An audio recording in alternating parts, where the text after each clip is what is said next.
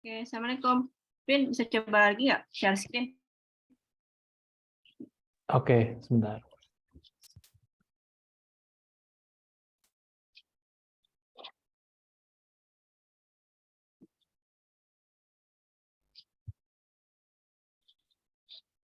Masih belum bisa deh. Nggak bisa ya? Hmm. Jadi jadiin host ya. Oh iya. Oke, udah bisa. Oke. Ya, tes dulu. Hmm. Oke, bisa mulai ya.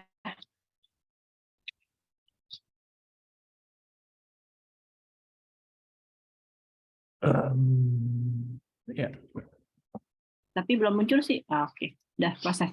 Oke, tutup udah dulu ya. ya, pembukaan dulu. Oke. Ya. Oke, Bismillahirrahmanirrahim. Oke, Alhamdulillahirrahmanirrahim. Wassalatu wassalamu ala israfil anbiya'i wal mursalin wa ala alihi wa sahbihi ajma'in amma ba'du. Alhamdulillah, terima kasih kepada semua yang telah hadir.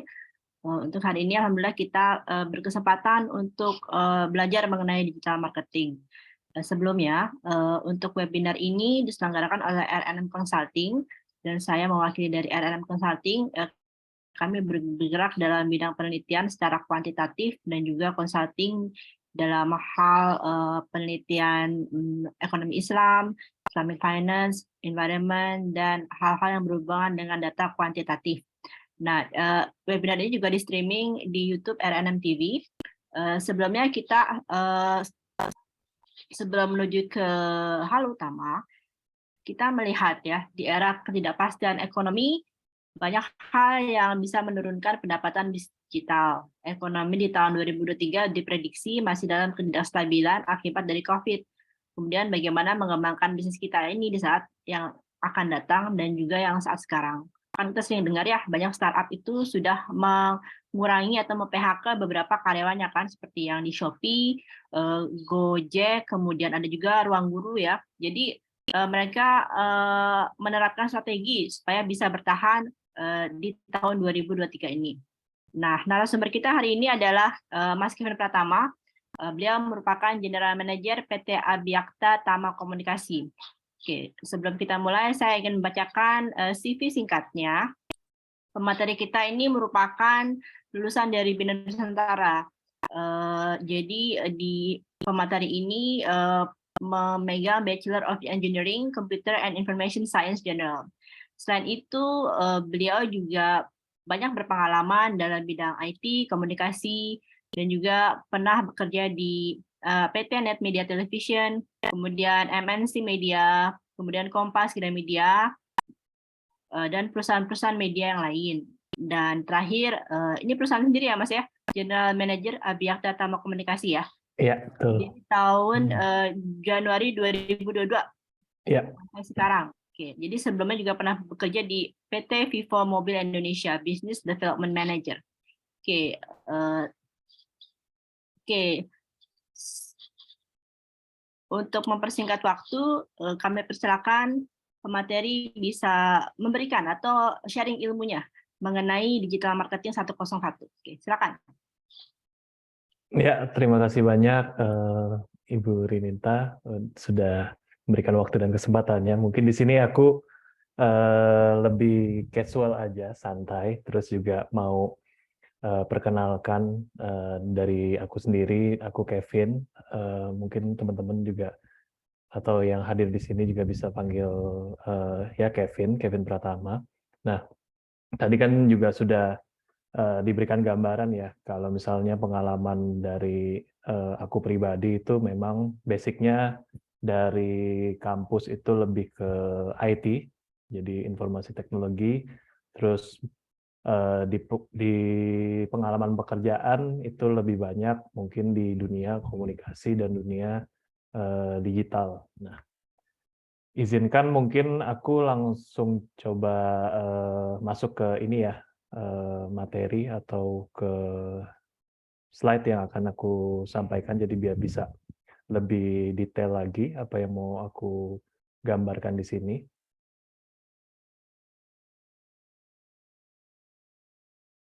Oke, sudah terlihat di layar mungkin? Ya, sudah Pak. Silakan. Oke. Ya, pertama-tama mungkin Assalamualaikum warahmatullahi wabarakatuh. Terima kasih waktu dan kesempatannya. Selamat siang. Terima kasih banyak juga bisa meluangkan waktunya di hari Minggu yang cerah ini. Hari Minggu siang ini yang mungkin notabene yang hadir di sini juga sedang melakukan atau melaksanakan weekend-nya masing-masing, tapi menyempatkan waktunya untuk bisa hadir di seminar atau sharing session dari Digital Marketing 101. Oke. Di sini aku mau langsung ke apa yang coba aku akan paparkan. Jadi Digital Marketing 101 based on dari temanya dan tadi sudah di bridging dari Bu Rininta. Jadi mungkin saat ini memang kondisinya beberapa teknologi company itu sedang berada di jurang sustainability-nya mereka. Karena kenapa mungkin kita bisa melihat mereka waktu di awal secara base-nya mereka memang secara menuju ke audiens itu besar, secara skalanya sangat besar dan implementasinya pun juga memberikan impact yang cukup baik gitu di masyarakat. Namun karena adanya pandemi yang dimana kemarin juga cukup strikes hard di sisi timeline mungkin di tahun 2019 akhir sampai dengan 2021 akhir. Jadinya mungkin beberapa teknologi company itu ada grafik yang meningkat, tapi di sisi sustainability atau dari sisi apa yang didapatkan juga tidak sebanding dengan apa yang dikeluarkan. Sehingga trennya mungkin lebih kepada as a business, how to sustain, how to implement the basic of digital technology or digital marketing di setiap bisnis yang ada setelah pandemi ini berangsur membaik, atau kita bisa bilang kalau di Indonesia itu sudah bukan ke pandemi lagi tapi bilangnya lebih ke endemi gitu. Nah, oke. Ya.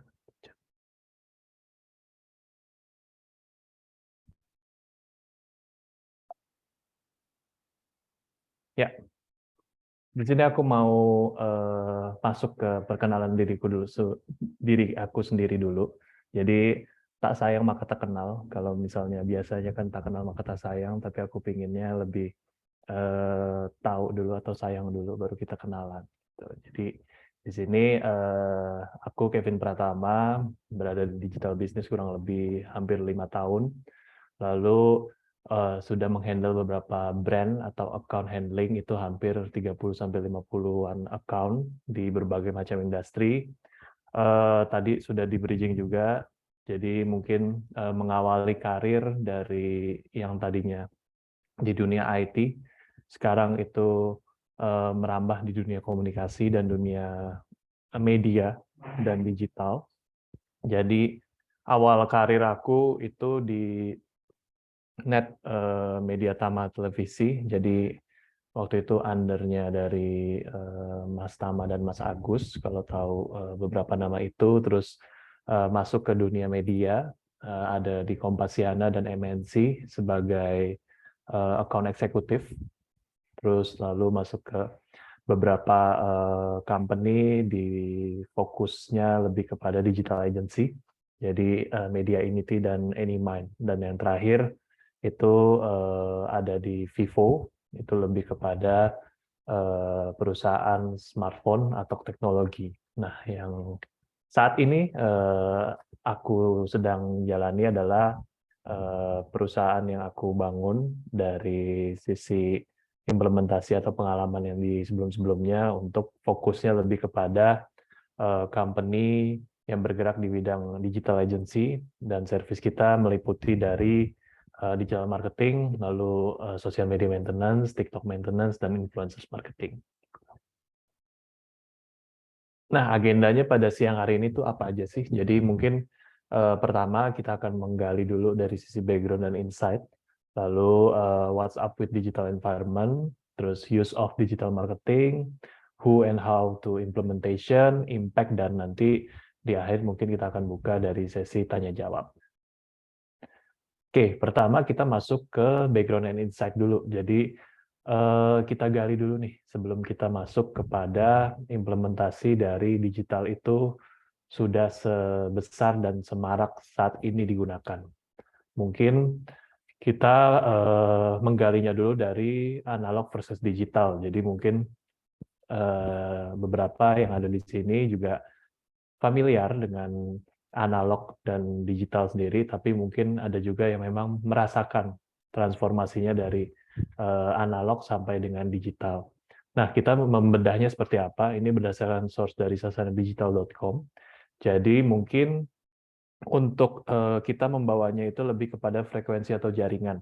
Nah, pertama itu jaringan di one generation-nya sendiri itu adalah AMPS. Jadi AMPS itu adalah Advanced Mobile Phone Service, yang dimana mungkin kalau misalnya pernah tahu dari penggunaan itu zaman dulu ada brick atau ada HT, yang dimana jaringannya itu lebih ke skopnya jangkauan pendek, misalnya ada di satu titik dengan titik yang lain, tapi kawasannya masih saling berdekatan. Itu range-nya mungkin masih belum sampai 1 kilometeran. Jadi brick ini atau alat ini adalah alat komunikasi untuk bisa bercengkerama dari mungkin di era-era tahun 70-80-an. Jadi di frekuensi inilah komunikasi sudah mulai diterapkan, terutama cukup hits-nya itu adalah di era-era tahun 80-an atau 80-an ke atas gitu.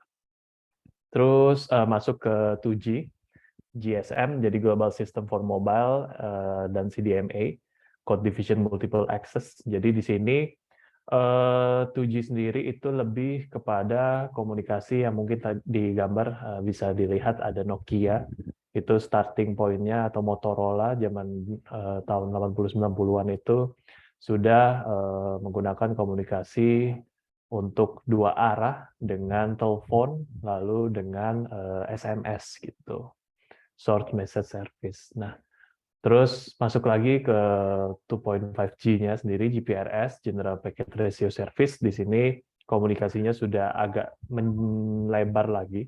Jadi skalanya mungkin sudah jangkauannya tadi mungkin di 2G itu jangkauannya sudah as a daerah, cakupannya, jaringannya sudah agak meluas. 2.5 ini agak lebih meluas lagi, mungkin bisa menjangkau dari antar pulau. Lalu ada generasi tambahannya lagi, ini ya perbedaannya mungkin dari 2G, 2.5 sama 2.75G, itu lebih kepada seperti yang pemahaman Edge-nya sendiri, Enhanced Data Rate for Global Evolution. Jadi kita bisa mengimplementasikan dari sisi yang tadinya SMS, Short Message Service, kita bisa mengirim multimedia service. Jadi bentukannya bisa berupa audio, bisa berupa gambar, atau bisa berupa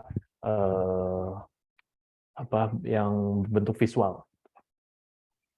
Lalu berikutnya ada 3G, YCDMA, Wideband Code Division Multiple Access, dan 3.5G, HSDPA, High Speed Downlink Packet Access. Di sini implementasinya sudah lebih inovatif lagi, jadi memang di sini mungkin jangkauannya sudah lebih luas dan frekuensinya sudah lebih tinggi lagi. Lalu ada LTE. Di sini ada long term evolution yang saat ini mungkin kita masih gunakan di Indonesia. Jadi jaringan data internet yang kita bisa membuka segala macam akses internet itu bisa menggunakan jaringan LTE. Dan ada 4G, support for IoT, Internet of Things. Jadi di sini lebih wide lagi dan lebih besar lagi amplifikasinya untuk penggunaan di bidang internet sendiri. Dan yang terakhir, mungkin di Indonesia belum masuk, tapi mungkin harapannya di 2-5 tahun ke depan kita sudah bisa purely untuk menggunakan 5G. Jadi di 5G ini teknologi sudah semakin mumpuni lagi untuk perkembangan dari frekuensinya, sehingga bisa meng-capture selain untuk komunikasi, tapi juga dari sisi frekuensi untuk internetnya sendiri.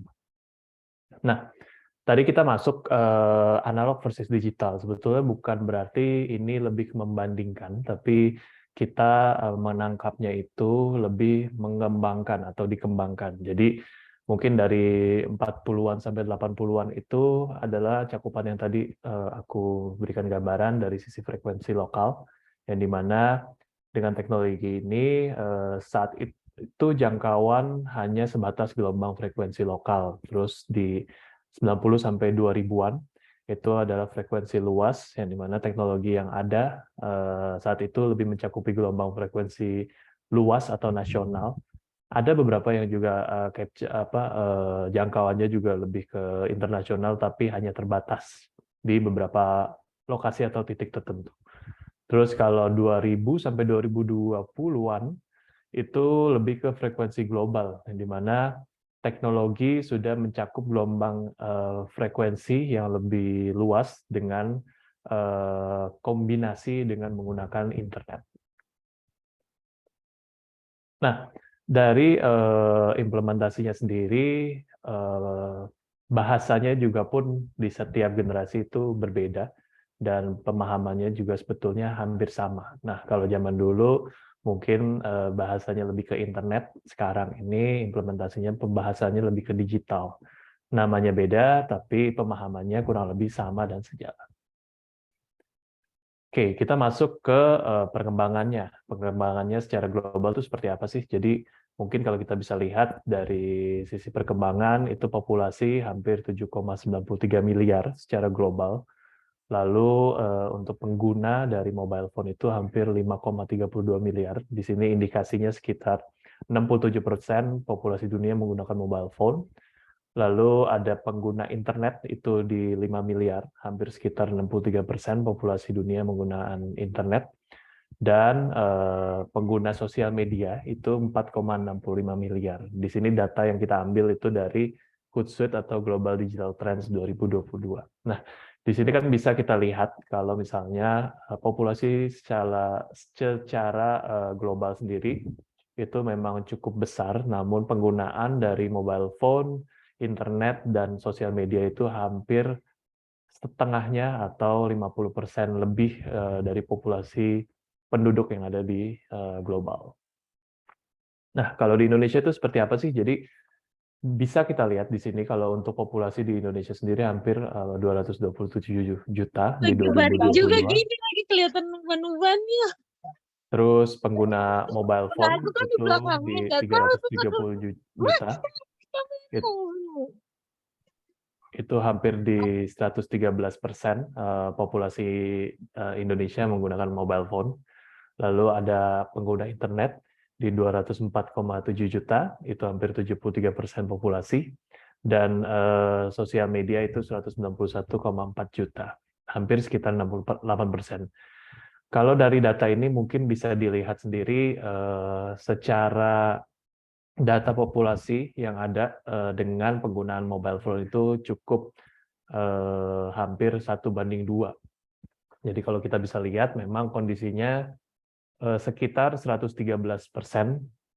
populasi di Indonesia ini adalah pengguna mobile phone, yang dimana mungkin satu orang bisa memiliki 1-2 mobile phone atau device yang mereka gunakan untuk sehari-hari. Lalu secara penggunaan dari internetnya sendiri itu hampir 73% dari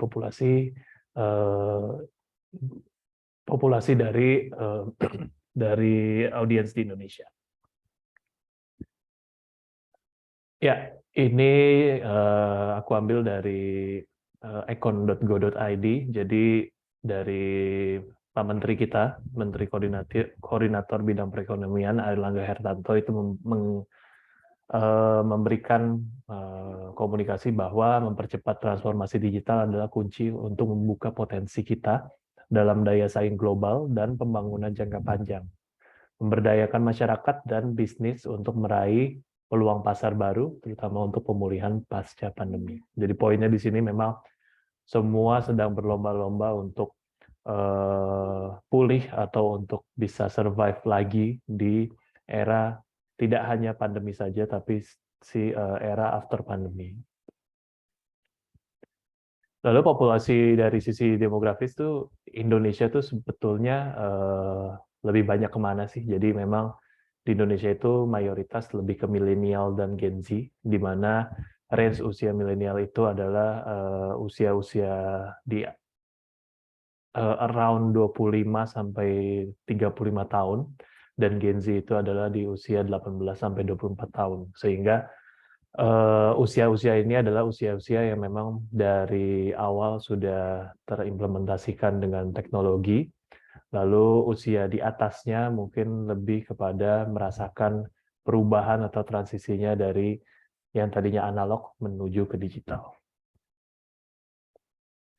Lalu tantangan saat ini tuh apa sih sebetulnya? Jadi pertama itu adalah koneksi, kesiapan koneksi saat ini memang menjadi tantangan, terutama di Indonesia. Lalu edukasinya lebih tentang pemahaman dunia digital tuh implementasinya seperti apa tuh kadang-kadang hanya terpaut dengan, oh saya punya sosial media, atau saya tahu tentang website, atau saya tahu tentang Google, tapi memanfaatkannya itu masih butuh diedukasi lagi atau pemahaman dari source yang lebih luas atau lebih spesifik lagi. Terus kalau berikutnya adalah di informasi. Jadi tentang pemanfaatan teknologi serta merubah pola pikir. Jadi edukasi yang baik itu nantinya akan menjadikan perubahan pola pikir untuk menangkap si inovasi tersebut menjadi suatu hal yang berguna. Lalu aksi, dengan adanya aksi ini adalah bertindak untuk oke, dari kebutuhan digital ini dalam industri atau bisnis adalah hal yang utama, tapi juga disupport dengan beberapa hal penunjang, sehingga transformasi itu secara berkala akan dijalankan dan akan menjadi perubahan yang positif. Lalu kenapa sih harus digital? Karena ease of access, gampang digunakan, terus hampir mayoritas populasi pengguna internet dan sosial media aktif. Tadi mungkin dari datanya di Indonesia mayoritas memang pengguna internet dan sosial media aktif. Lalu generasi saat ini yang tadi sudah aku terangkan, mereka memang terlahir dengan gadget atau teknologi sehingga sudah kepada digital savvy dan content related savvy. Terus generasi dan habit saat ini tidak terlalu loyal terhadap satu channel informasi. Jadi mungkin kalau dikomunikasikan ke beberapa audiens, mungkin ada yang memang mereka pengguna Twitter, ada yang pengguna Instagram, pengguna Facebook, pengguna YouTube, tapi ada juga yang mendapatkan informasi itu dari crossing platform. Sehingga kenapa yang aku bilang tidak terlalu loyal ini ya memang informasi saat ini sangat mudah didapatkan dan tidak harus melulu cakupannya itu hanya dari satu channel informasi. Terus pemanfaatan pepatah baru. Jadi mungkin di sini kita bisa lihat di kanan kiri kita atau di lingkungan kita, orang semakin keluar semakin merunduk. Jadi kalau zaman dulu kan mungkin bahasanya lebih kepada padi semakin tinggi semakin merunduk, tapi kalau sekarang manusianya nih semakin keluar semakin merunduk. Kenapa? Karena mereka pasti akan merunduk itu dalam artian memegang gadget mereka untuk melihat suatu informasi atau berkomunikasi dengan halayak ramai yang di luar dari audiens biasa mereka temukan. Gitu. Terus tarik atensi melalui yang disukai dan digemari. Jadi digital ini merupakan platform yang bisa kita capping atau bisa kita spesifikkan untuk kebutuhan as a business dari target audience yang akan kita tuju atau yang mereka sukai dan gemari. Dan yang terakhir, audiens terbanyak menjadi pintu edukasi atau komunikasi kepada konversi. Jadi di dalam bisnis mungkin kita tadi kayak di perkenalan awal mungkin sayang dulu baru kenal, atau mungkin sayang dulu terhadap suatu brand atau suatu bisnis baru orang bisa merekomendasikan atau bisa tap in kepada konversi dan sales-nya sehingga bisa mengimplementasikan secara baik di sisi bisnisnya sendiri. Oke. Lalu berikutnya apa sih? Jadi what's up with digital environment? Jadi di sini eksplorasi melalui digital itu seperti apa saja. Kalau kita bisa lihat implementasi digital itu nyata dan ada di sekitar kita, dan perubahannya apa? Kalau bisa kita lihat pertama cara kita menonton, ikonik kan, misalnya di sisi kita menonton di RCTI, ada ibu-ibu yang lagi RCTI oke kayak gini. Terus saat ini perubahannya adalah sekarang RCTI memberikan layanan RCTI Plus yang dimana satu aplikasi semua hiburan. Jadi nonton sinetron itu tidak harus melulu tentang melihat ke TV atau ke YouTube, tapi menggunakan satu aplikasi OTT itu bisa menonton semua episode-episode yang ketinggalan saat itu dan bisa di rewatch lagi di aplikasi tersebut.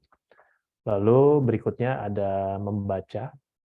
Biasanya mungkin zaman dulu dari sisi pembacaan itu selalu identik dengan koran Kompas atau pembacaan media cetak. Jadi di sini kita implementasinya sekarang di dunia digital membacanya lebih ke portal website yang dimana itu bisa implementasi juga di dalam suatu aplikasi di handphone dan kita membaca based on dari artikel yang keluar pada hari itu atau artikel yang ingin kita cari spesifik. Jadi pemanfaatan dari membaca pun juga perubahannya cukup signifikan.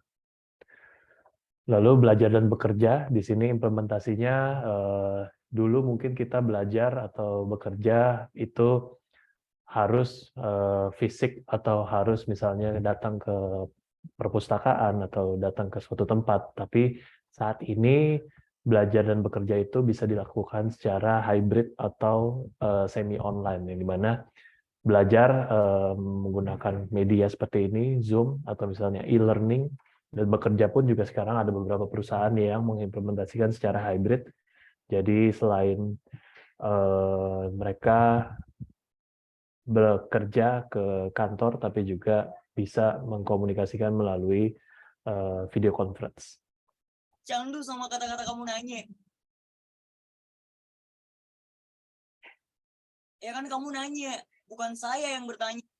Oke, kedengaran ya tadi ya. Jadi ini aku mau ngetes yang audiens di sini seberapa FOMO. FOMO itu adalah fear of missing out. Sekarang memang banyak tren-tren yang memang membuat kita jadi menjadi ibaratnya kayak kalau misalnya tren ini jadinya mungkin terbawa nih ke sehari-hari. Jadi mungkin hal-hal ini yang bikin membuat kita FOMO atau membuat kita jadi lebih menarik lagi. Dan ini trennya mungkin dibawa dari berbagai macam platform. Nah, ini adalah salah satu contoh dari Alif TikTok namanya. Dia memparodikan atau mengcopycat dari gimmick komunikasi dari looks-nya sampai dengan kata-kata yang dibawa untuk Dilan Iqbal Ramadan. Candu sama kata-kata kamu nanya. Ya kan kamu nanya, bukan saya yang bertanya. Kecuali saya yang bertanya, baru kamu nanya. Lah, ente kadang-kadang ente ya. Oke. Terus berikutnya ada Nagita Slavina dan Cipung. Jadi kalau kita lihat di sini Manchester United official lah yang memposting tren atau riding the momentum dari salah satu pemilik YouTube dan artis terbesar di Indonesia, Rans. Jadi di sini dengan menggunakan bahasa Indonesia makin terpesona sama ketampanan Cipung karena pakai jersey MU. Nah, di sini kan bisa kita menganalogikan kalau misalnya sebesar Manchester United dan official account-nya saja mereka menggunakan konten digital untuk crossing country atau crossing language untuk bisa riding the majority dari audiens yang mereka sasar. Mungkin di Indonesia pun juga sama, dari fans Manchester United dan fans Raffi Ahmad dan Nagita Slavina juga cukup besar, sehingga melihat potensi itu Manchester United memposting ini di official account-nya di Instagram. Oke, berikutnya ada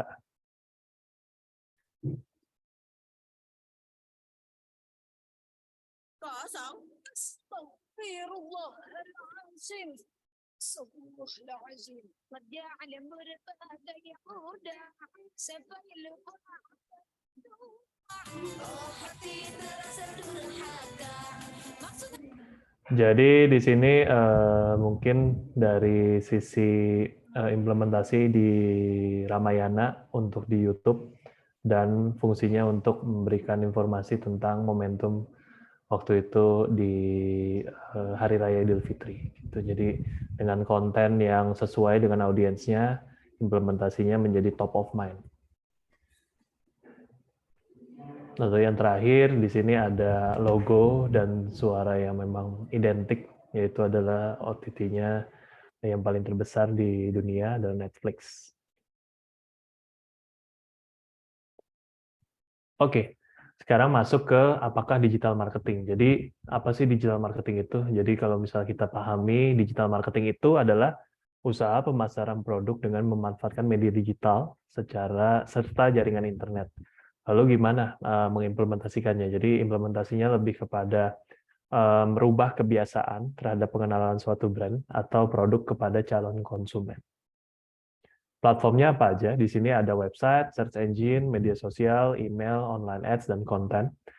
Lalu detailnya seperti apa nanti akan aku sampaikan. Jadi di sini tidak bisa dipungkirin kalau misalnya tujuan dari digital marketing itu tidak lepas dari karakteristik platform yang biasa disebut juga saluran digital, sehingga semua saluran digital memiliki fungsi yang sama. Tidak semua saluran digital memiliki fungsi yang sama. Nah, tadi detailnya mungkin website itu analogi kalau misalnya kita datang ke suatu tempat yang dimana ada dua perbandingan. Yang pertama itu lebih kepada kos-kosan atau kontrakan satu petak, terus homepage itu lebih kepada rumah. Bedanya apa? Ini analogi simpel aja biar bisa implementasi secara general. Jadi kalau misalnya kita analogikan landing page itu lebih ke kos-kosan, mungkin kalau misalnya kita masuk ke dalam suatu kos-kosan, di dalam landing page ini maksudnya adalah semua yang ingin diinformasikan itu ada di dalam satu tempat itu. Jadi misalnya kita datang ke kos-kosan atau ke kamar hotel, di situ ada kasurnya, ada lemarinya, ada kamar mandi, semuanya dalam satu ruangan yang sama dengan konteks si landing page itu. Jadi memang ketika kita masuk ke suatu landing page website, itu audiensnya sendiri fokus kepada satu produk dan implementasi secara benefit dari apa yang mau disampaikan dalam satu page satu page panjang biasanya. Terus juga di situ di landing page mengajak pengguna untuk melakukan aksi tertentu, misalnya untuk informasi produk, terus juga ada form di situ untuk diisi, semuanya hanya dalam satu page. Nah, bedanya apa tadi untuk di homepage website? Kalau misalnya kita masuk ke dalam rumah, analoginya kita datang, masuk ada ruang tamu, terus juga ada kamar tidur, terus ada dapur, ada kamar mandinya terpisah, lalu di sisi lain ada mungkin lantai 2 dan ada tempat-tempat berbeda gitu. Jadi maksudnya adalah homepage itu kalau kita masuk ke dalam suatu website dan di situ ada arahan yang di subpage-nya di atas itu bisa diklik dan kita lari ke landing page lain, itu menganalogikan bahwa itu website-nya lebih ke homepage website. Sehingga pembagiannya cukup clear di situ, misalnya tentang produk, tentang perusahaan, tentang benefit-nya, portofolio, dan lain-lain itu dipisah dalam page yang berbeda. Lalu fungsi website itu apa sih? Jadi sebetulnya fungsi website itu adalah muka atau pintu masuk utama dari sisi implementasi kepada kita pencarian di Google. Jadi kalau kita mencari sebuah website di Google, itu fungsinya untuk memberikan informasi kalau misalnya brand tersebut adalah memiliki produk ini. Jadi di Google itu akan memberikan pencarian berdasarkan dari SEO dan SEM gitu. Jadi biasanya SEO itu adalah search engine optimization dan SEM itu adalah ke search engine marketing. Sehingga kalau misalnya kita mencari suatu website dalam Google, biasanya itu based on dari traffic atau pengunjung ke dalam website tersebut. Lalu berikutnya ada media sosial. Media sosial ini kita menganalogikannya lebih kepada majalah dinding atau misalnya di sekolah ada majalah dinding yang dimana kita bisa memberikan informasi atau bisa sekedar untuk mengaklamasikan diri untuk kebutuhan bisa dilihat dari skup sekolah tersebut atau circle kita. Nah, sosial media ini kurang lebih hampir sama, yang dimana kita bisa memberikan informasi atau mengaklamasikan sendiri dengan format-format yang disesuaikan. Jadi kalau Instagram itu formatnya bisa foto, video, kalau misalnya Twitter itu bisa teks, terus YouTube bisa video, terus ada Facebook juga video, foto, dan circle-nya pun juga bisa kita set kalau misalnya itu circle kita atau kita ingin memberikan informasi seluas mungkin untuk beberapa audiens yang ada di luar circle kita. Sehingga media sosial ini biasanya digunakan untuk berkomunikasi atau membagikan konten berupa tulisan, foto, video berdasarkan dari platform apa yang kita gunakan.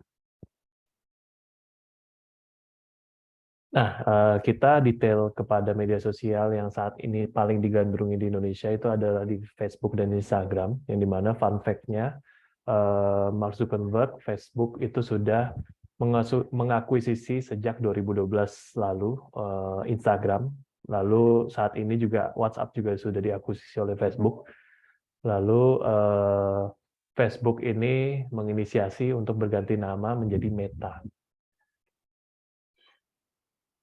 Ya, tujuannya dari Meta adalah memang Mark Zuckerberg ini ingin membuat inovasi yang dimana Meta ini adalah suatu tempat di mana di luar dari saling bersosialisasi seperti roots-nya di Facebook sebelumnya, tapi juga menjadikan Meta ini adalah Meta Universe, yang dimana kita bisa saling bercengkerama dan saling menginformasikan sesuatu dan menjadikan kita alter ego yang berbeda, di mana di situ kita bisa menjadi sesuatu, misalnya biasanya kita jadi orang biasa di dunia nyata, tapi di metaverse ini kita bisa menjadi seseorang yang ibaratnya kita bisa membuat suatu tempat tersendiri, terus juga kita bisa punya jabatan tersendiri, sehingga metaverse ini lebih kepada implementasi dari universe yang berbeda.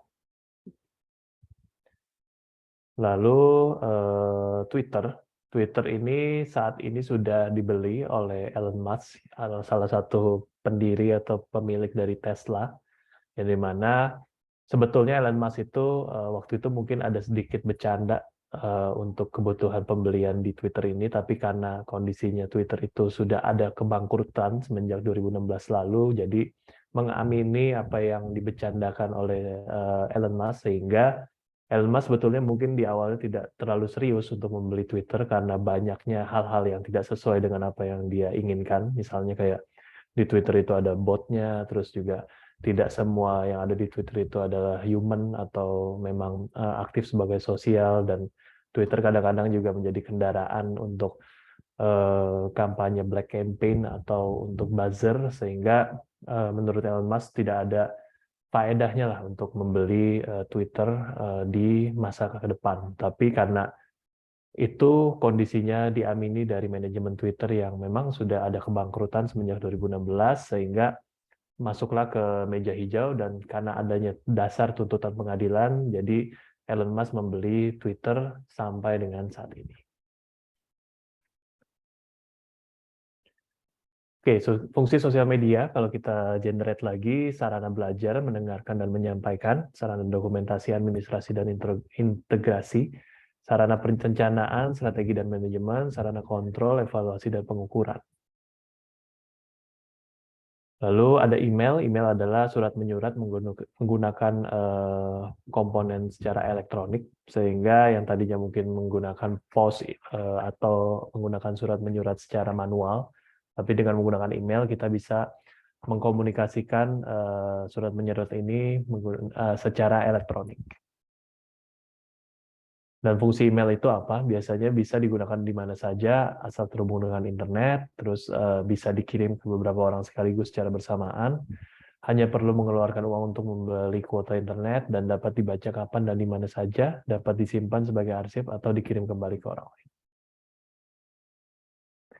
Lalu platformnya ada lagi online ads, di mana mungkin sering melihat dari beberapa macam platform.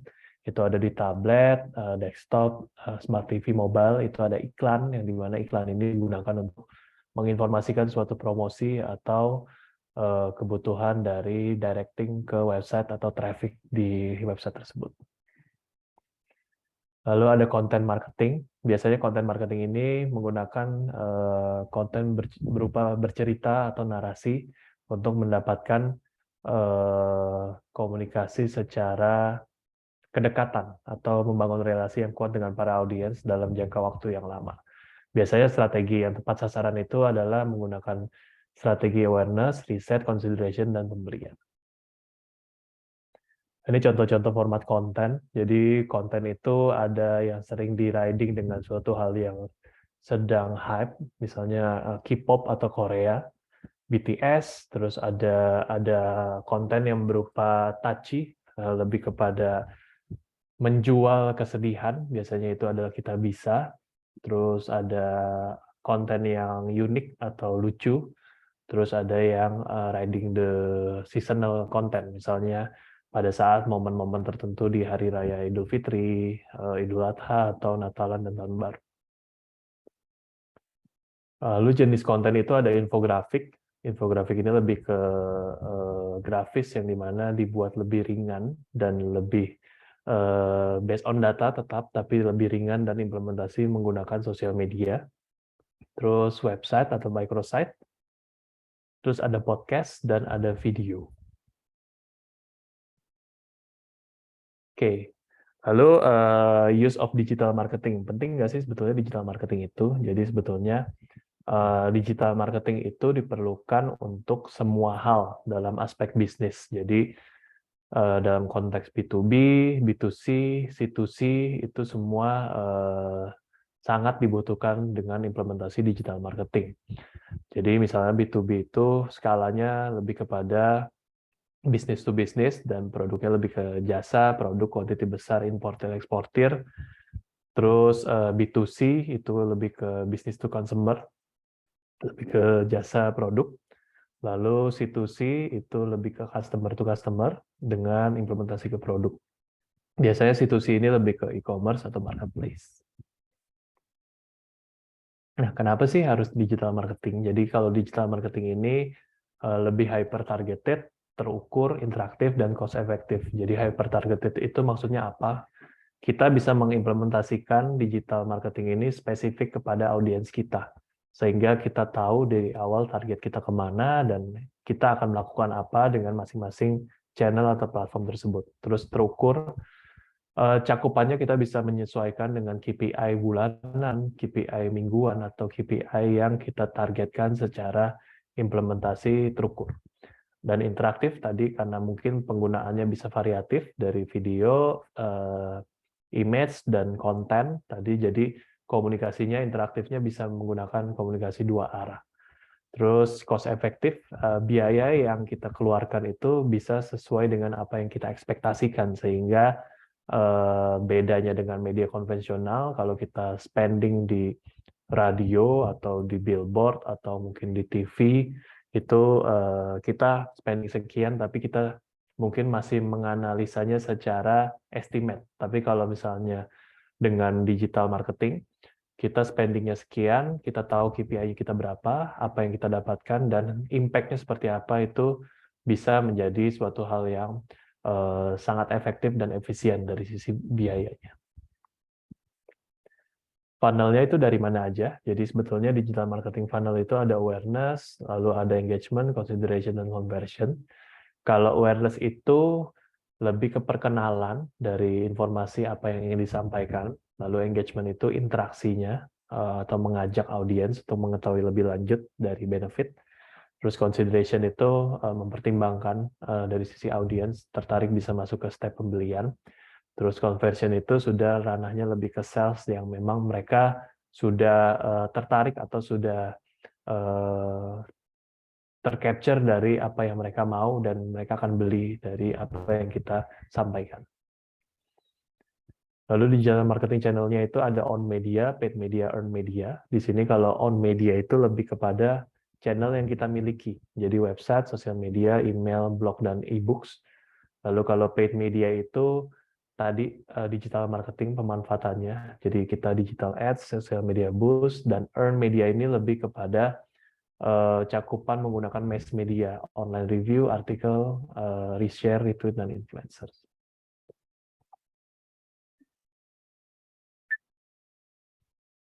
Oke, who's and how to implement semua ini. Jadi digital marketing siapa saja sih yang bisa menjalankan. Jadi mungkin ada pertanyaan yang sangat mendasar. Saya bukan dari bidang marketing, terus bukan anak IT, lalu susah nggak belajarnya.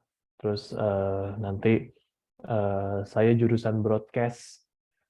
Lalu menjawab dari semua hal tersebut sebetulnya intinya nggak perlu khawatir karena memang konteksnya lebih kepada komunikasi. Jadi komunikasi itu dalam artian kita secara luas, kita tahu apa yang mau kita implementasikan, kita belajar, kita mendapatkan source dari mana saja, dari sharing session, dari YouTube, dari e-book, dari buku-buku yang mengimplementasikan untuk kebutuhan digital marketing itu caranya seperti apa. Lalu base dari komunikasi itulah yang akan memberikan impact atau dampak ke akhir dari kebutuhan kita di sisi digital marketing.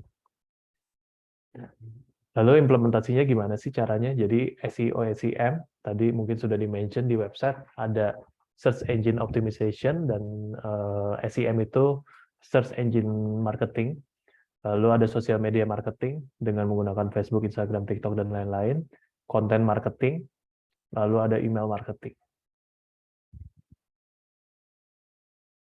Biasanya kalau dari sisi implementasi funnel yang tadi, awareness, engagement, consideration, conversion, saya atau aku memberikan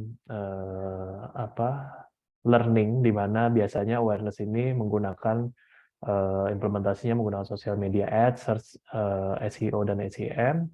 Lalu engagement ini menggunakan social media ads, content programmatic dan influencers. Consideration itu menggunakan display ads, retargeting, video ads, dan influencers, dan menuju conversion biasanya ke SEO, SEM, video ads, dan terakhir, kalau misalnya kita mau memaintain suatu loyalty dari data yang sudah kita dapatkan, biasanya tuh menggunakan sosial media, email marketing, dan aplikasi. Lalu step strateginya digital marketing campaign itu seperti apa? Biasanya kita bawa dulu dari objektifnya. Awareness, engagement, consideration, conversion, dan loyalty.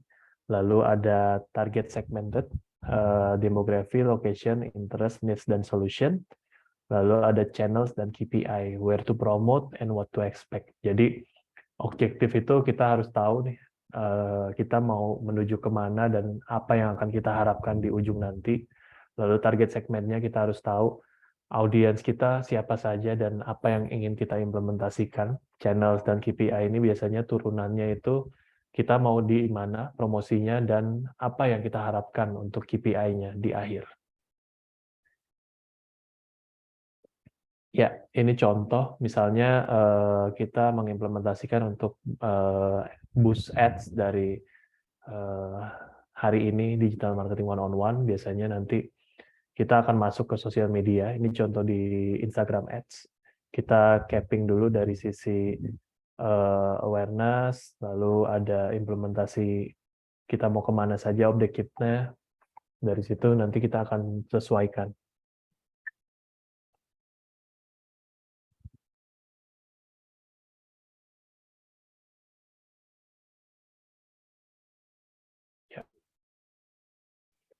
Lalu target segmen ini kita bisa menyesuaikan dengan umur, lokasi, dan apa yang kita ekspektasikan dari output di boosting ads ini.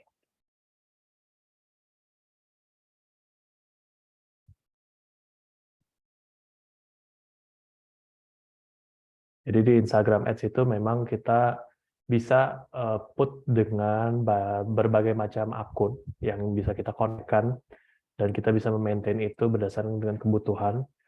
Nah, di sini kita bisa lihat dari sisi estimasi budget yang kita sesuaikan itu akan memberikan impact dari output yang akan kita dapatkan. Semakin besar budget, otomatis itu bidding atau traffic-nya bisa disesuaikan semakin majority lagi atau semakin besar lagi.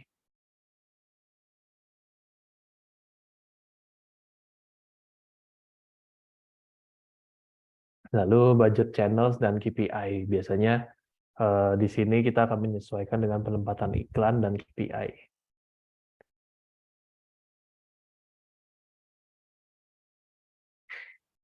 Kita bisa put di mana di Instagram Reels, Story, atau di feed, atau di Facebook juga bisa disesuaikan.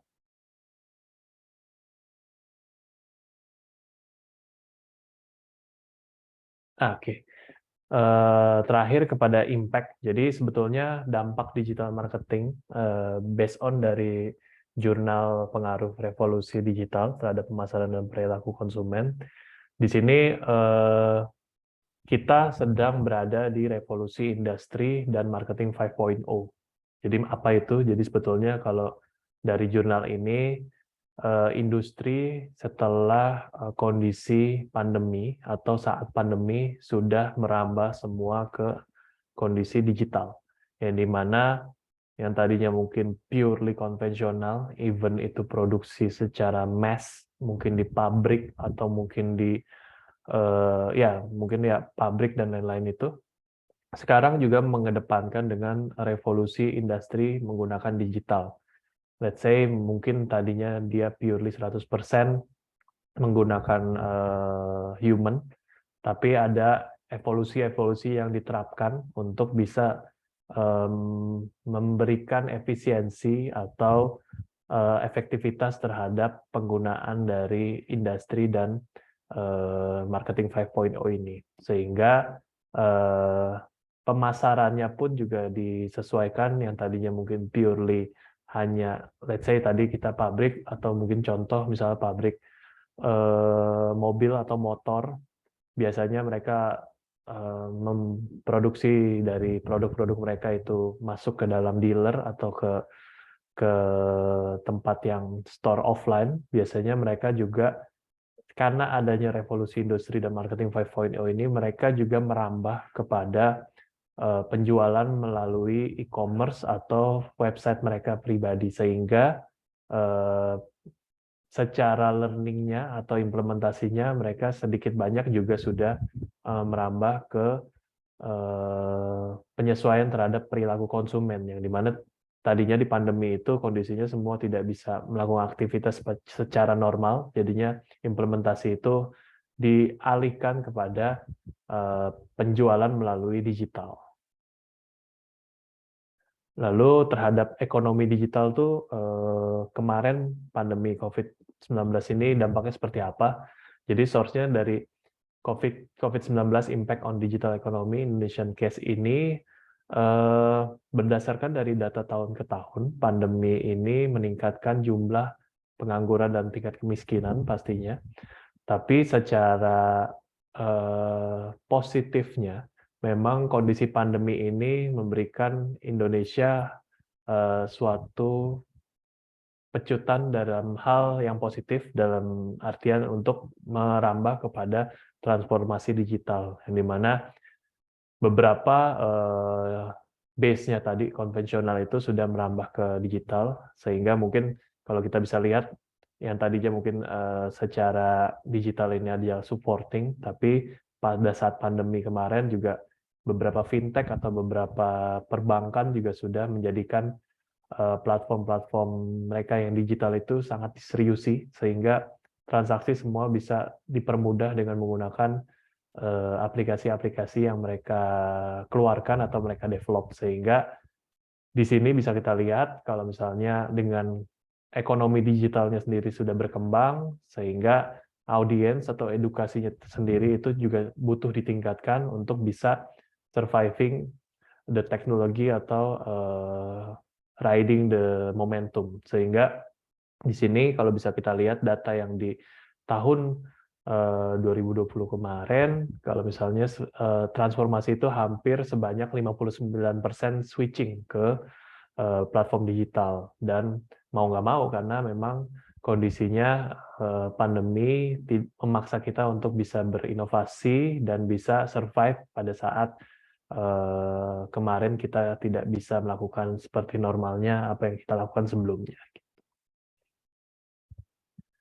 Nah, terakhir kalau tadi banyak yang aku mention tentang kelebihan, tapi di sini kita juga bicara tentang balancing. Balancingnya itu dalam artian kelebihan dan kekurangan. Dalam suatu kelebihan juga pasti ada kekurangan. Kelebihan sudah pasti mungkin digital marketing tadi sudah di-mention, efisiensi cost lebih terukur, terus dapat menargetkan sesuai kebutuhan dari hulu ke hilir, terus jangkauan pasar lebih luas dan lebih interaktif, tapi kekurangannya adalah pasti ketika memang kita diberikan suatu inovasi dan pushing dalam hal kebutuhan marketnya sendiri, adanya tingginya persaingan. Karena semuanya sudah merambah ke digital dan semuanya menggunakan digital marketing. Terus ketergantungan kepada teknologi, internet, dan penunjang digital marketing.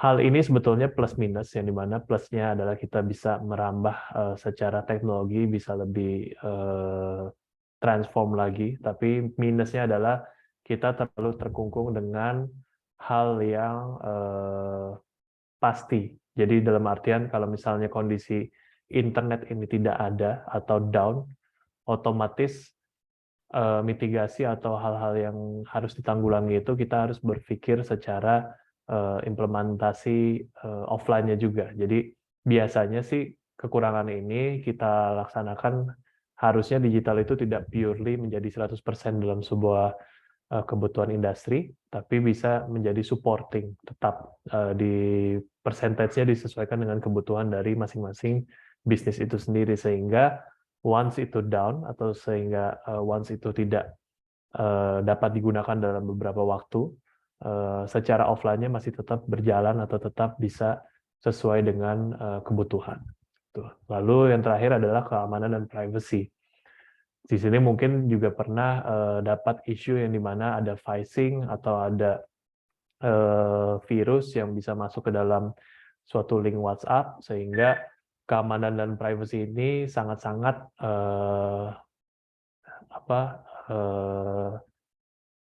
dari sisi implementasinya itu sangat-sangat mudah dijebol atau mudah di break dari sisi keamanan dan privacy, karena kita biasanya itu menggunakan internet itu tidak mengacu kepada di mana dan kapan, karena biasanya dari sisi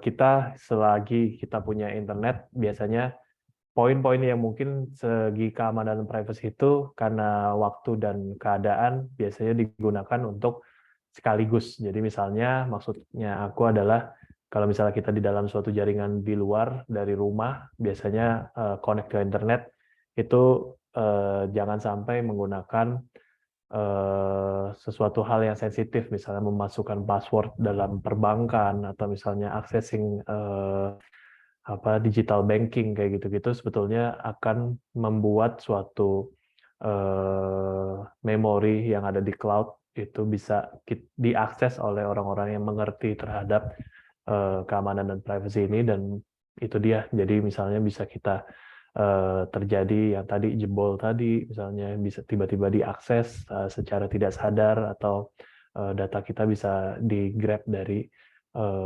kebutuhan si privacy itu. Oke, terima kasih. Paling kurang lebih seperti itu apa yang aku sampaikan. Oke, terima Mungkin. kasih Mas Ya. Kevin atas presentasinya, menarik sekali ya. Mungkin bagi yang latar belakangnya bukan marketing atau bukan digital, sangat banyak menerima informasi yang baru dari presentasi ini. Kalau bisa tolong mungkin di stop sharing dulu ya, Mas. Oke. Oke, kami ingatkan kembali kepada Bapak Ibu, di chat box saya men-share link kehadiran. Jadi mohon diisi bagi yang ingin mendapatkan e-sertifikat, nanti akan kami kirim via email dan juga rekaman dari presentasi ini. Jadi kalau bisa saya simpulkan atau saya ambil ringkasan ya dari presentasi Mas Kevin ini, kita melihat digital marketing itu kan sangat progresif ya, atau up to date semenjak COVID-19 itu kan orang sangat tergantung dengan digital. Jadi kita karena keterbatasan berinteraksi dan juga mengurangi penularan virus COVID, kita harus sangat tergantung dengan digital dalam hal bentuk apapun. Tadi kan juga dijelaskan digital itu kan bukan dibandingkan tapi dikembangkan. Jadi tiap tahun kita melihat banyak perubahan ya. Mungkin kalau kita melihat teknologi 10 tahun yang lalu dengan yang sekarang kan berbeda ya. Contohnya seperti handphone, TV, atau laptop, pasti kan banyak hal-hal baru yang dulu belum ada gitu kan. Dan ini sesuai dengan kebutuhan kita. Dan juga kan diingatkan kembali, digital marketing itu kan hanya sebagai support kan. Jangan sampai kita bergantung dengan digital marketing itu sendiri. Karena kan mungkin ada banyak faktor yang bisa dilakukan oleh SDM ya, atau sumber daya manusia yang tidak bisa dilakukan oleh digital gitu kan. Karena kan banyak kasus ya di mana ada pengurangan PHK atau pengurangan pegawai atau PHK ya, karena kan mereka sangat bergantung sekali dengan digital dan juga untuk efisiensi. Nah, sekarang saya ingin memberi kesempatan bagi partisipan, apakah ada yang ingin menanyakan atau ingin berkomentar dari presentasi yang telah diberikan oleh Mas Kevin tadi. Silakan, Bapak Ibu. Kita ada Pak Yohanes, Pak Fahim, Ibu Dini, ini ada Ibu Alfian, ada juga Ibu Curiah Abadiah, ada Pak Heri, ada Ibu Silvana. Ya, kalau ingin bertanya bisa on kameranya mungkin bisa langsung tanyakan. Kita juga ada dosen dari IPB ini, ada Ibu Dini. Mungkin sambil menunggu ya, ada juga ini Ibu Dania Amani. Sambil menunggu pertanyaan, saya ingin menanyakan, kan sekarang ini kan memang sih kan kita sangat bergantung sekali ya dengan digital marketing. Ada yang mengatakan, ini saya pernah mendengar, semakin kita banyak mengeluarkan pengeluaran untuk marketing, maka efeknya semakin baik. Tapi bagaimana kita melakukan efisiensi supaya kita jangan terlalu banyak mengeluarkan uang, tapi impact-nya itu sangat baik untuk pendapatan di perusahaan kita, gitu. Ya, kalau aku boleh jawab, jadi sebetulnya tadi digital marketing itu mungkin secara cost efektif, efisiensi juga cukup baik, tapi memang kembali lagi tadi komunikasi atau apa yang ingin kita tuju di akhir, itu biasanya sih nanti kita akan menyesuaikan dulu di awal, dalam artian, oh ternyata target market kita ke marketnya ini, dan kita harus melakukan ini, dan channelnya seperti ini. Jadi biasanya kalkulasi itu sudah bisa dilakukan secara matang terlebih dahulu di awal untuk implementasi digital marketingnya, sehingga impact-nya pun juga sesuai dengan apa yang kita harapkan. Jadi sebetulnya kalau misalnya kita let's say ada quantity tertentu yang kita akan keluarkan untuk budget marketing, di digital marketing itu sebetulnya juga pasti akan cukup terukur. Misalnya impact-nya mau sebesar ini, atau misalnya lebih besar dari yang sebelum-sebelumnya. Itu nanti kalkulasinya bisa kita sesuaikan sih sebetulnya. Jadi biasanya ya memang dari digital platform ini semakin besar kita pengeluaran dari sisi marketing, visibility-nya semakin tinggi, tapi kembali lagi tadi kalau kita bicara tentang digital, SDM atau human-nya kan ada di belakang dari si digital itu. Jadi tools-nya itu ibaratnya the man behind the gun lah. Jadi kayak misalnya orang tepat di balik tools tersebut, orang tepat di balik platform tersebut mengimplementasikan juga secara tepat, biasanya tanpa harus menggunakan budget yang terlalu besar, itu impact-nya pun juga sebetulnya bisa memberikan impact yang cukup besar dan cukup baik gitu untuk si bisnis kita sendiri. Gitu. Berarti kalau saya bisa lihat sih harus ada orang besar ya di belakang perusahaan kita kan untuk menarik konsumen ya, atau mungkin klien datang ke perusahaan kita ya. Iya betul. Jadi kalau misalnya kita bicara kan kalau implementasi digital marketing itu ada nih namanya di perusahaan teknologi sekarang ini ada orang IT-nya misalnya, atau misalnya kayak ada orang digital spesialisnya, yang dimana job desk mereka itu ya berkutat dengan ketika kita memberikan atau kita memiliki budget sekian untuk kebutuhan objektif di akhir, itu ROAS atau ROI-nya tuh impact-nya segimana ke penjualan atau ke kebutuhan impact kita, sehingga orang-orang inilah yang sebetulnya kembali lagi yang dibutuhkan untuk mendapatkan impact yang baik sih. Jadi bukan berarti dengan budget besar tapi orangnya pun mungkin di balik layarnya juga tidak bisa mengimplementasikan secara maksimal atau tidak bisa implementnya secara baik, kembali lagi ya impact-nya pasti akan berbeda. Oke. Bagaimana partisipan? Ada yang ingin bertanya? Ini ada partisipan yang baru masuk UMT. Kemudian ada Ibu Curiah Abadia, Ibu Dini, Ibu Silvana, Pak Heri, Hasan, dan mungkin tadi ada masuk atau mungkin karena jaringan juga.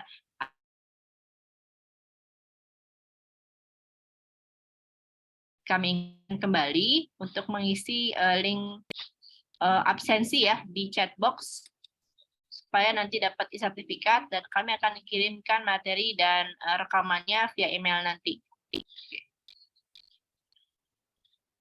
Oke, nah ini mungkin menyangkut dengan Indonesia kan. Indonesia itu kan banyak ya penduduknya ya, dan tadi kan kalau kita lihat tuh persentasenya itu sudah lumayan ya. Nah, bagaimana kita bisa selalu update ya kan, karena kan kalau misalnya sekarang ini kan kampus-kampus ya, mereka kan selalu ingin up to date dengan digital marketing kan, seperti kampus saya juga ingin berkolaborasi antara ekonomi Islam dengan digital, tapi kan pasti kan harus ada hal yang terbaru kan ya, bagaimana kita bisa menarik perhatian orang gitu supaya ini berbeda dengan yang lain. Biasanya sih memang kita gali dari sisi USP kita masing-masing sih. Jadi misalnya dalam suatu kampus, kalau pengalaman kita sih memang kondisinya kita akan menggali dulu bedanya ketika orang mendapatkan atau attract kepada suatu kampus tersebut itu bedanya dengan kampus yang lain apa. Karena kan pasti pembandingnya dengan berbagai macam kampus yang ada di kanan kirinya kan. Jadi di situ kita akan gali USP-nya, tapi biasanya juga nanti akan diimplementasikan juga dengan tadi audiensnya dan objektifnya lagi. Itu mau seperti apa impact-nya, sehingga secara implementasi itu bisa tepat sasaran dan bisa sesuai dengan apa yang diharapkan. Oke, terima kasih. Ini ada juga di chat box dari Pak Yohanes Rian menanyakan, Mas, kalau untuk UMKM kecil dengan sumber daya terbatas, let's say one man show ya, seperti UMK ya, unit kecil kan ya, digital marketing apa yang cocok nih? Biasanya sih kalau misalnya kita kembali lagi, UMKM itu fokusnya mau dalam bentuk UMKM yang offline dan memiliki store offline saja, atau memang ranahnya offline-nya ada tapi juga masuk ke ranah e-commerce. Nah, biasanya tuh kita menyarankan UMKM ini starting point-nya menggunakan sosial media terlebih dahulu. Jadi misalnya kita menggunakan Facebook atau Instagram, tapi sebelumnya kita juga bisa menyesuaikan lagi nih dari platform-platform tersebut di area kita itu yang paling banyak audiensnya itu di menggunakan platform apa. Let's say kan kalau kita di Jakarta, majority memang kalau dipresentasikan itu sosial media, Instagram itu bisa sekitar 70% atau 65%, sisanya 35% atau 30% itu adalah Facebook. Tapi mungkin di daerah-daerah luar dari Jakarta atau di luar Pulau Jawa, Facebook ini masih cukup kuat, sehingga sosial media inilah yang sebetulnya bisa kita sarankan untuk pertama kali implementasi. Tapi di luar dari itu pun juga biasanya kita menyarankan kalau e-commerce itu bisa memanfaatkan di luar dari iklan di e-commerce-nya. Jadi menggunakan kata kunci, terus juga menggunakan riset analis dari si masing-masing e-commerce tersebut untuk mendapatkan audiens yang sesuai dan market yang tepat gitu. Oke, bagaimana Pak Yohanes Rian? Apakah terjawab? Oke ya, semoga sih oke, karena belum ada respon. Ini ada juga pertanyaan dari Ibu Silvana. Bagaimana cara marketing dengan sistem endorse produk? Apakah ada kriteria tertentu untuk pemilihan objek endorse-nya? Gitu. Endorse produk itu kalau bisa dijawab sih sebetulnya bagian dari step-step yang memang sudah diimplementasikan dari tadi funnel yang di awal. Jadi kita kalau bicara tentang endorsement, pasti impact-nya pingin kepada conversion atau sales. Nah, biasanya aku selalu memaintain expectation-nya dulu nih dari sisi endorsement, karena biasanya endorsement itu diarahkan kepada influencers yang memang willing untuk mengendorse, tapi impact-nya sebetulnya tidak terlalu besar kepada penjualan, tapi lebih kepada traffic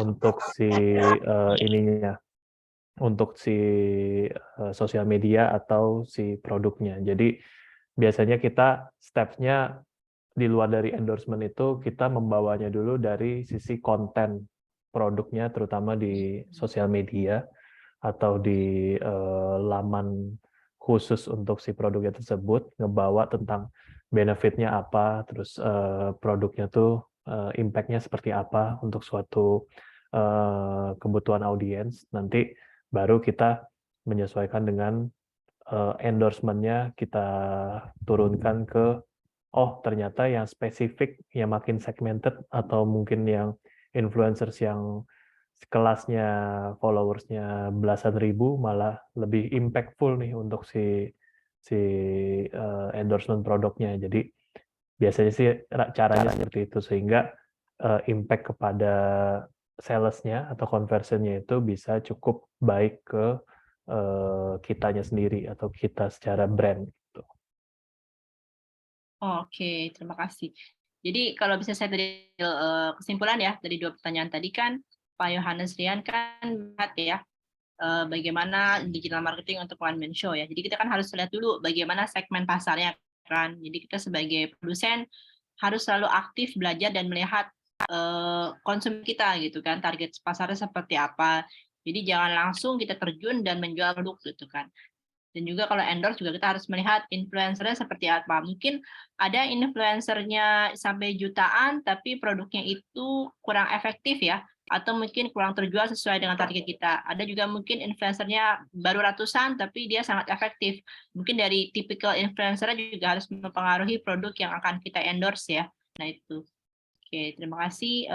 Ada tambahan lagi, mungkin pertanyaan dari yang lain? Ada Ibu Dini, ada Ibu Dani Amani. Ada UMT ini.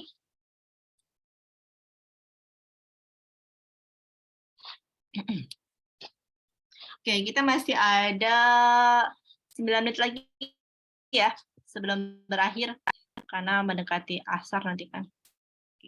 Jadi saya ingatkan kembali bagi yang belum mengisi daftar hadir, saya sudah sharing lagi linknya pendaftaran di Google Form untuk mengisi dan mendapatkan e-sertifikat. Nanti untuk materi dan rekamannya akan kami kirimkan via email ya. Jadi mohon diisi datanya Bapak Ibu. Oke.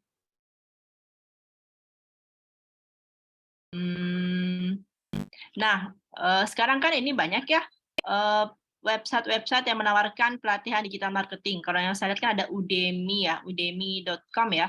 Nah, dan kebanyakan ini kan dari luar ya, dari luar Indonesia kan. Adakah rekomendasi seperti model Udemy tapi bahasa Indonesia gitu. Tapi mungkin berbayar ya. Karena kan kadang-kadang orang kalau berbayar tuh lebih terasa gitu dibandingkan yang gratis gitu ilmunya. Ya, kalau boleh suggest sih sebetulnya kalau di Indonesia itu ada namanya Glints. Glints itu sebetulnya mereka memang basicnya adalah headhunter. Jadi di mana produk yang mereka tawarkan adalah servis untuk mendapatkan karyawan baru. Tapi di luar dari itu, mereka memiliki produk namanya Glints Expert Class, yang di mana secara sharing session-nya itu bisa dari beberapa expertise di bidang marketing biasanya. Jadi Sih nggak mungkin apa kalimatnya seperti apa? Glints. oh ya, sebentar dikasih ininya deh.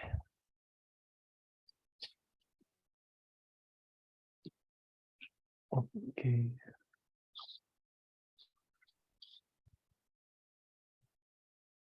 Oke, ini dia. Ya. Glints.com nih sudah di-share ya. Ya, ada tambahan lagi nih pertanyaan. Tadi mungkin ada yang ditambahin lagi Pak Kevin tentang glints.com. Oh ya, sama selain Glints itu ada namanya yang ex-foundernya Gojek. Jadi dia Alamanda Shantika. Dia itu Binar Academy namanya. Jadi Binar Academy. Binar Academy itu dia isinya memang kelas-kelas atau untuk kebutuhan dari fokus ke digital marketing, kayak misalnya ada bootcamp, terus ada dari sisi kelas-kelas yang dari pembicara expert juga gitu. Oke. Itu sih. Oke.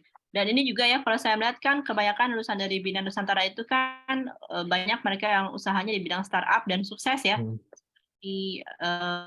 Ada startup yang lain gitu kan ya. Kira-kira apakah komunitas itu mempengaruhi cara kita nanti memulai usaha dan minat kita nanti? Betul. Jadi komunitas itu mempengaruhi dari sisi relasi sih. Jadi memang relasi sama experience dari masing-masing si anggota komunitas itu, sehingga bisa mengambil dari apa sih yang dibutuhkan atau keresahan apa sih yang memang dibutuhkan secara market atau audience di bidang teknologi informasi atau di bidang digital marketing. Kayak misalnya contoh dari yang saat ini aja, Abhyakta Tama Komunikasi berdiri memang berdasarkan dari keresahan saya pribadi, yang dimana dulu secara sebelum pandemi itu kondisinya secara bisnis persaingan itu memang digital agency itu dianalogikan memang mereka as a expertise, dan secara skalanya memang harus spending untuk sebesar itu gitu. Jadi kayak ada beberapa agensi yang besar itu mereka cukup di atas awan lah, ibaratnya kayak kita bisa bilang kayak sebelum pandemi ya, kondisinya kayak mereka ada spending yang di brand-brand kecil atau brand-brand yang memang tidak terlalu terdengar, itu mereka berpikir kayak dari sisi cost efisiensinya operasional tidak terlalu menutup gitu. Tapi once ketika pandemi strikes di seluruh industri, akhirnya beberapa agensi-agensi kecil inilah yang membantu UMKM untuk bisa survive atau bisa memberikan solusi gitu. Kalau misalnya yuk kita bareng-bareng, terus nanti kita perhitungannya bisa kita sesuaikan, tapi kita sama-sama bikin sesuatu yang membantu lah, dalam artian untuk survive bareng-bareng di pandemi ini, dan hopefully ketika once pandeminya sudah selesai juga bisa berkembang bersama, bisa sesuai dengan apa yang mereka harapkan, dan sustain kalau bisa, jangan sampai tutup dan bisa tidak memberikan impact yang baik setelah pandemi itu. Oke. Berarti dari alumni BINUS selalu ada sharing session dong ya, mengenai bagaimana bisnisnya iya. dan output-nya.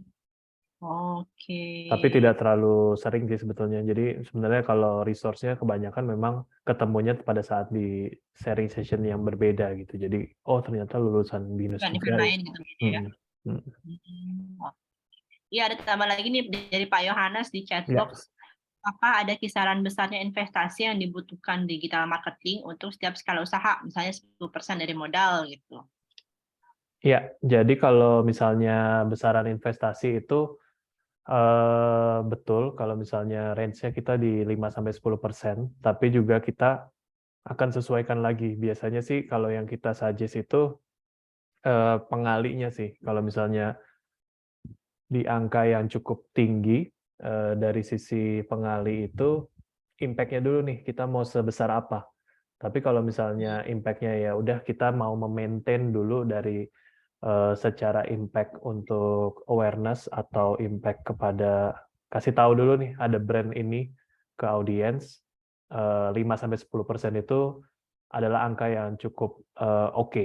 Tapi kalau di impact-nya memang udah dari bulan pertama, bulan kedua, bulan ketiga itu kebutuhannya udah mau langsung kepada konversi atau sales, biasanya sih perhitungan dari aku pribadi itu bisa agak sedikit nekat, dalam artian modalnya misalnya 100%, spend yang kita berikan untuk kebutuhan marketing itu biasanya di ranah 40-50%, hampir setengahnya. Kenapa? Karena yang kita capai ini tujuannya juga clear gitu, untuk mendapatkan selain presence atau visibility, tapi juga mendapatkan konversi kepada sales. Jadi kembali lagi kan nantinya ketika sales itu bergulir, baru nanti secara maintaining-nya nanti kita akan sesuaikan kembali lagi ke pola yang di 5-10%. Tapi untuk di awal sih malah sebetulnya agak bandingannya itu 1:1. Jadi apa yang kita jalankan untuk sisi produk dan implementasi marketingnya itu kalau bisa selaras juga, sehingga presence-nya kalau bisa di depan itu agak cukup nendang, tapi secara impact-nya juga sesuai dengan ekspektasi atau harapan. Gitu.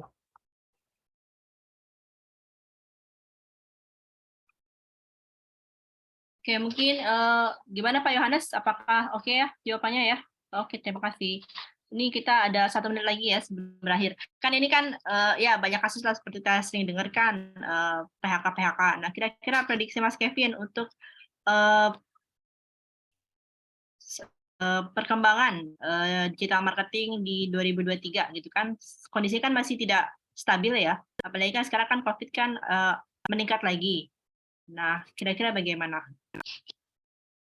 Kalau berdasarkan informasi dari beberapa sumber ya, dari YouTube, terus ada learning yang mengatakan di 2023 ini resesinya cukup menakutkan dari berbagai macam aspek, tapi insya Allah sih kalau dari aku pribadi yakin kalau digital marketing ini akan tetap sustain.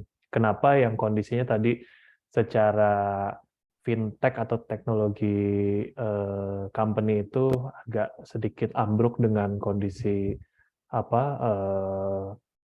secara PHK massal dan lain-lain ya, karena kembali lagi yang tadi aku info di awal, kondisinya mereka diawali dengan bakar uang gitu. Jadi ibaratnya mereka membangun ini dengan kondisi presence-nya ingin sebesar-besarnya, tapi kembali lagi dengan apa yang diinformasikan atau di-deliver secara produk, mereka adalah perusahaan yang dari sisi produk value penjualannya juga tidak terlalu se-impactful itu gitu. Maksudnya kayak let's say sebesar Tokopedia. Kalau pola bisnisnya Tokopedia itu kan memang di awal presence-nya sebesar itu dan bakar uangnya sebesar itu. Tapi kalau kita lihat dari secara administratif dan potongan mungkin pengalinya memang banyak sih dari sisi penjualnya. Tapi 1% sampai 5% dari penjualan itu kan ibaratnya kalau dengan spending yang hampir miliaran dengan pengali di puluhan miliar yang didapatkan kan tidak terlalu nutup ya, apalagi kondisinya secara sustainability mereka juga harus menjaga operational dan habitnya. Habitnya juga mungkin di sini juga kita bisa bilang habit-habit yang perusahaan teknologi yang bakar uang itu habitnya cukup berbeda sih dengan habit-habit perusahaan pada umumnya, yang dimana mungkin pahitnya di awal kalau perusahaan umumnya tuh ya mereka disclaimer dengan efisiensi ya, kita harus kondisinya penggajian karyawan juga ada leveling yang memang clear, di situ levelnya sekian, gajinya sekian. Tapi kalau di teknologi company kan sangat-sangat bias, yang dimana mungkin kalau misalnya ada beberapa jabatan yang umurnya mungkin berbeda dari jauh di bawah saya atau misalnya di atas saya sedikit, itu gajinya bisa sampai 2-3 digit, dan spending itulah yang sebetulnya jadi pengaruh kepada operasionalnya membengkak, akhirnya sustainability dan secara investment-nya pun juga berpikir kayak wah ini akhirnya lama-lama juga nggak bisa survive nih, karena habit yang dibentuk juga sebetulnya udah terlalu terpatri di orang-orang yang bekerja di sana dengan keenakannya mereka yang secara habit itu operasionalnya mungkin ada lunch yang makannya apalah segala macam kayak gitu-gitu kan juga sebenarnya juga harus dikondisikan gitu sehingga untuk operational dan sustainability-nya juga terjaga gitu. Jadi secara digital marketing sih kita optimis kalau secara digital marketing ininya ya, secara bisnisnya, karena pasti ya mungkin yang paling terdampak kalau resesi ini yang berhubungan dengan transaksi foreign exchange, maksudnya kayak ke dolar gitu. Jadi import ekspor gitu dengan industri-industri tertentu. Tapi kalau untuk digital sih karena kita lebih kepada penggunaannya untuk di services, jadinya biasanya sih malah akan menjadi suatu menjadi suatu solusi lah untuk kebutuhan-kebutuhan yang nantinya terdampak di resesi itu gitu. Oke. Iya. Iya, karena kan ya memang sih kalau saya lihat ya mungkin kan karena mereka bakar duit dan juga bakar uang ya buat biar eye catching, dan juga kan Iya. juga banyak melibatkan ini artis Korea kan yang lagi happening kan supaya bisa menarik perhatian banyak orang gitu. Iya. Tapi kan ternyata tidak seperti itu kan, harus juga memikirkan operasionalnya dan juga sustainability-nya ke depannya gitu kan ya. Iya. Jadi iya. Oke. Ya. Oke, karena kita waktunya sudah jam 2.35 nih. Jadi apakah ada kalimat penutup dari Mas Kevin sebelum kita akhiri? Kalimat penutupnya sih mungkin lebih kepada tadi yang kita bahas juga tentang secara perkembangan ini bukannya dibandingkan tapi memang lebih dikembangkan. Jadi jangan pernah merasa kalau misalnya digital ini adalah suatu pengganti, apalagi industri-industri yang memang kalau dipaksakan untuk digital sendiri itu mungkin secara presentasi ya nggak terlalu dampak besar banget gitu untuk kepada bisnisnya, tapi secara pemahamannya kan mungkin nantinya digital ini bisa jadi suatu solusi yang dimana bisa jadi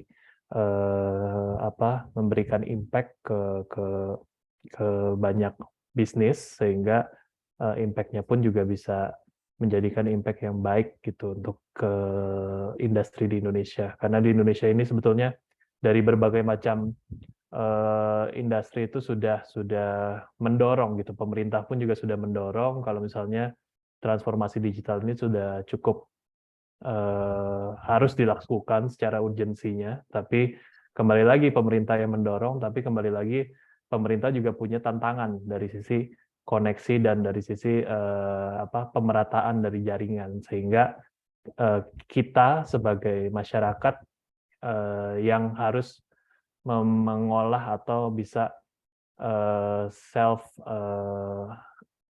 biasanya self develop lagi dari apa yang kita bisa pahami tentang digital ya. Tadi pintunya dari mana? Dari sharing session, mungkin dari YouTube, dari beberapa kanal-kanal tertentu, sehingga ketika memang eranya nanti sudah fully digital, kita juga sudah siap gitu.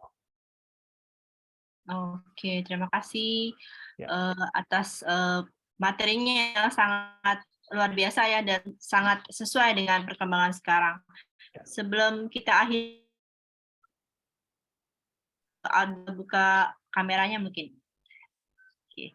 Ada Pak Yohanes, Bu Dania, Ibu Dini, Pak Heri, OMT, dan Marhama Pohan. Ya, Ibu Marhama Pohan baru masuk.